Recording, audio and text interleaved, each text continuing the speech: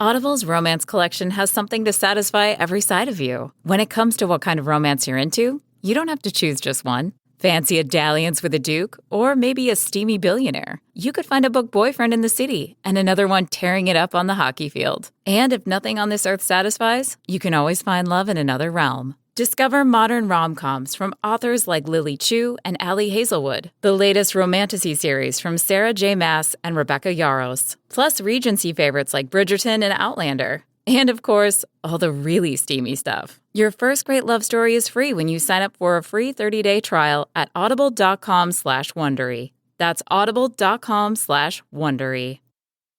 Wish TV's Focus on Food is a commitment to improving food accessibility in the community. Hear from expert culinary contributors, health professionals, and people who are making a difference in the fight to eradicate hunger. Made possible by Indiana University Health. This morning we explore the role of food as a connector of families and cultures. It's the theme of National Nutrition Month, which is wrapping up rather quickly. Elilta Sawyers is a registered dietitian with Community Health Network. Thanks for being with us today. Thank you for having me. Of course. What does that theme mean to you? Food connects us. Well, if you think about it, food is something we all have in common, right? And from traditions to cultures to things that we pass down generation from generation.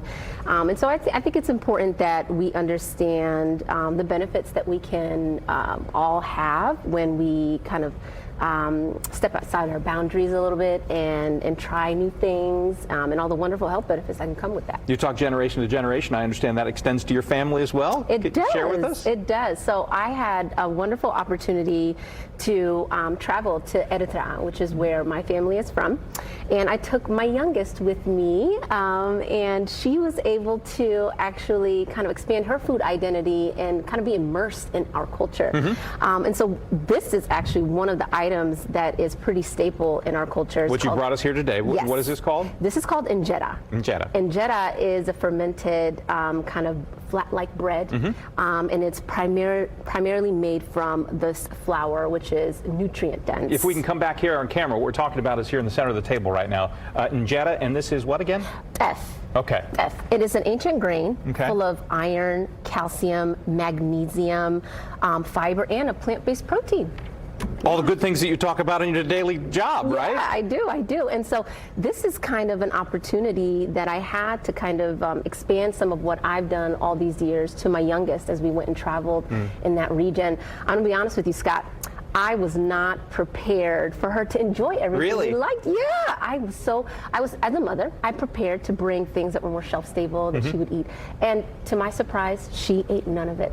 She liked everything that we ate there and that my grandmother cooked from scratch day in and day out. So we so often, I think, sort of say, oh, the kids have they're picky and they're finicky and things like that. On the other hand, sometimes they don't have the sort of ingrained, ew, I don't like that we have as grown-ups. Absolutely, absolutely. She really surprised me. And I think that's kind of what I like to share with patients, right? It's like the earlier that we're able to kind of broaden our horizons with our eating, from our coworkers to, our neighbors, our friends, right? We can kind of establish some of those good benefits early on. When you do that, you take a big trip, you see your daughter enjoying something you didn't even think she'd try. Yeah.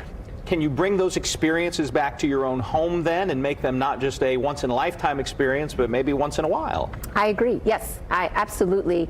She's come back, by the way, kind of asking for a lot of those things that she had there. There we go. For those of us here that aren't maybe able to travel internationally, right? Even just domestic travel, when you think about traveling family or visiting family for holidays or special occasions regionally, think about the U.S., right? And all the things that are pretty unique depending on where you're at.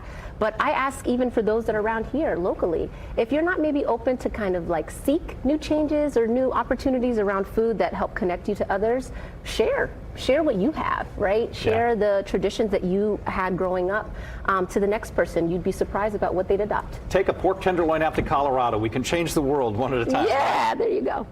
Grilled, not breaded, though, right? Of course. the nutrition elements of Yes. it. How about your kitchen? Anything special that sort of like lives in the day-to-day in your life? Yeah, so I'm going to be honest. Don't know how to make this. This is my mom's, okay? Yeah. She's very generous, and she lets us kind of pick at her pantry when she makes it. But something like I do my best to try to incorporate it in quick bread options like pancakes, right? Okay. My kids may not always know that it's there, but they're getting all the benefits. Yeah, it's good grain. Yeah, absolutely. Awesome, So, love it. awesome. Well, we really appreciate you sharing your journey, your experience, and your daughters as well. Yes, thank you. Good for you if you're watching. Keep that open mind. Maybe you can talk to my kiddos as well. Yeah. Elilta Sawyers, thank you very much for being with us today. Thank you. And good nutrition for you for the rest of the month dedicated to it.